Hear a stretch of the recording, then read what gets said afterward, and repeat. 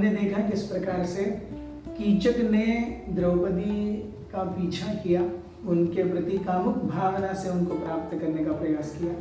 जब द्रौपदी कीचक के चंगुल से छूट करके भागी तो उस समय कीचक ने द्रौपदी का पीछा किया और पीछा करने के बाद में लगभग विराट नरेश के सभा में पहुंचने तक उनके पेट में जोर से लात मारी। द्रौपदी पूरी तरह से अस्त व्यस्त होकर के नीचे गिर गई। इस लात मारने के इंसिडेंट को युधिष्ठिर ने देखा, भीम ने देखा, क्योंकि ये दोनों बाकी सारे पांडवों से ज्यादा राजा के पास रहते थे।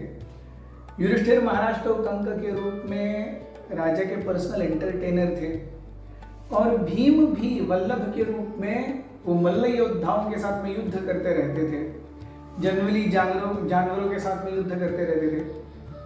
तो ये दोनों हमेशा राजा के इर्द गिर्द रहते थे। युधिष्ठिर ने सिचुएशन को संभालते हुए कहा, हे सैरंध्री, आपको अपने कक्ष में जाना चाहिए, रानी सुदेशना की सेवा में वापस चले जाना चाहिए।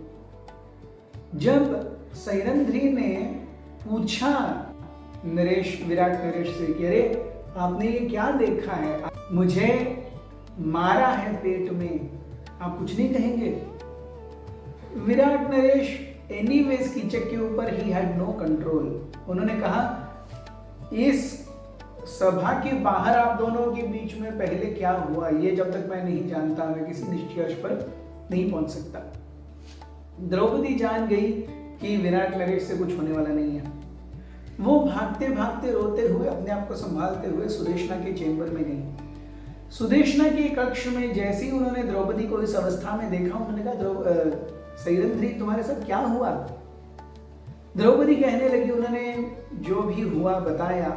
उन्होंने कहा कि इस प्रकार से आपके भाई ने मेरी और बहुत ही कामुक नजरों से दृष्टिपात डाला है, जो कि हमारे पहले तय किए हुए कंडीशंस के खिलाफ है। रानी सुदेशना ने कहा कि अच्छा ऐसा है तो मैं कीचक को दंड दिलवाती हूँ, अगर तुम कहो तो अभी उसे मृत्यु की घात उतरवा देती हूँ।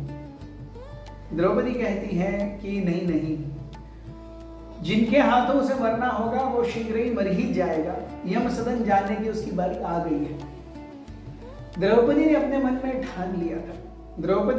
में ठान लिया था कि अब कीचक का कुछ करना ही पड़ेगा। And she knew exactly how to do it. रात में जब सब सो गए, द्रौपदी छुपते छुपाते भीम के कक्ष में जा पहुंची।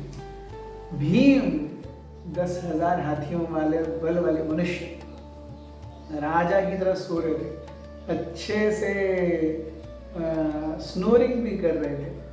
तो उन्होंने जा करके भीम को धीरे से उनके बाल सहलाए। हे भीम, हे महापुरुष, उठो, आप ऐसी गहरी नींद कैसे सो सकते हो? आपकी भार्या की इज्जत के ऊपर हाथ किसने उठाया है, क्या आप बदला नहीं लोगे? ये सुन करके भीम खड़े हुए, बिस्तर में बैठे, उन्होंने देखा सामने द्रौपदी है। उन्होंने कहा, हे प्रिय, क्या हुआ तुम्हें? द्रौपदी रो रही थी, हो करके उस दिन सुबह की घटना उनके मन में चली रही थी। द्रौपदी रोते हुए कहती है कि मुझे अब कितना समय और ऐसे ही नीच अवस्था में गुजारना पड़ेगा पता नहीं।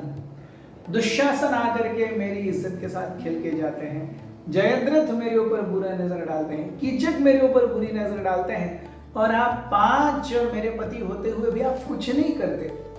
इससे ज्यादा मृत्यु और क्या हो सकती है? मैंने सोचा था कि अरे एक की जगह 5 पति मिले हैं, तो किसी एक से कम होगा तो दूसरे से तो प्यार मिल जाएगा।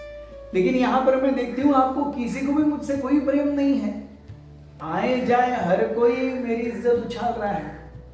तो ऐसे में इस अवस्था में जीने से क्या लाभ है? द्रौपदी फूट फूट करके रोने लगी। उन्होंने कहा कि मेरा एक पति जुए के प्रति इतना आसक्त है कि उसने जुआ खेला, जिसके कारण हम 13 वर्ष भोग रहे हैं। वो जुआ छूटा भी नहीं है, अब वो विराट नरेश के यहाँ पर जुआ खेलने का कार्य करता है और राजा को भी जुआ खिलाता है। मतलब मेरे एक पति ने मेरी जिंदगी की पूरी तरह से बेरहमी से मेरी जिंदगी को खत्म कर दिया केवल जुए के नशे में। ऐसे पति के साथ मैं कैसे जी सकती हूँ? ऐसा पति हो तो स्त्री कैसे ठीक हो सकती है? वे exactly the feminist charm Draupadi बहुत अच्छे से जानती थी। द्रौपदी जाकर के भीम को आलिंगन करती है। वे कहती हैं, देखो अगर आपने कीचक को आज की रात के आगे जीने दिया तो मैं मेरा क्या करूंगी पता नहीं। I will commit suicide most probably, क्योंकि मैं नहीं देख सकती कि मुझे इस तरह अपमानित करने वाला व्यक्ति ऐसी मस्त जिंदा है। ये नहीं हो सकता। भीम ने भी कहा, हे भाई आपने जिंदगी में बहुत कष्ट सहा है, ये निश्चित रूप से है। इस कष्ट के लिए भी हम जिम्मेदार हैं, ये भी उतना ही सत्य है। युधिष्ठिर महाराज के ऊपर कोई अपशब्द व्यक्त, वे स्वयं धर्म हैं और वो नीति नियमों को अच्छे से जानते हैं। वो हमारी तरह मन और बुद्धि और इंद्रियों के बहकावे में नहीं आते। द्रौपदी ने अपने आप को तुरंत संभाला और कहने लगी, हे वृकोदर, इसीलिए तो ये सब सहन करके भी मैं युधिष्ठिर महाराज के चरण कमलों में अभी भी I am faithful to him. Why? मैं जानती हूं कि वो एक सत्य और सही पुरुष है। द्रौपदी कहने लगी कि अन्यथा इन समय से गुजरना किसी भी स्त्री के लिए साधारण नहीं। भीम कहने लगे, आपने हमारी वजह से बहुत अतोनात कष्ट सहे। कृपया मुझे बताइए कि आपको हम कैसे प्रसन्न कर सकते हैं। आप जो बोलेंगे वो मैं करने के लिए तैयार हूं। द्रौपदी भीम को इसी एग्जैक्ट स्टैंड पे लाना चाहती थी। वो कहने लगी, देखो युधिष्ठिर की ये हालत देख करके मुझे बहुत गुस्सा आता है। मैं बहुत रोष भी करती हूँ, रोती भी। आप जिनके अंदर 10,000 हाथियों वाला बल है, जिनसे हर कोई डरता है, आप वायुपुत्र हैं, फिर भी छोटे छोटे मल्लों से युद्ध कर रहे हैं, बाघ सिंह चीते हत्ती से युद्ध कर रहे हैं। ये क्या है आपके लिए? द्रौपदी कहती है, आपकी शक्ति का ये हंसी मजाक, ये विडंबना बनाई जा रही है। अरे आप राजा के लिए कुश्ती खेलते हैं, आप राजा के लिए जानवरों को मारते हैं, राजा प्रसन्न होते हैं। अरे लेकिन आप स्वयं एक राजा हैं, ये आप कब जानेंगे? भीम कहने लगे, देखिए 2 महीने ही बचे अज्ञातवास के, फिर पूरा 12 वर्ष का वनवास और 1 वर्ष का अज्ञातवास पूरा हो जाएगा। मैं निश्चित रूप से आपको ये एश्योरेंस देता हूं कि आप बहुत जल्दी पटरानी बनेंगे, रानी बनेंगे।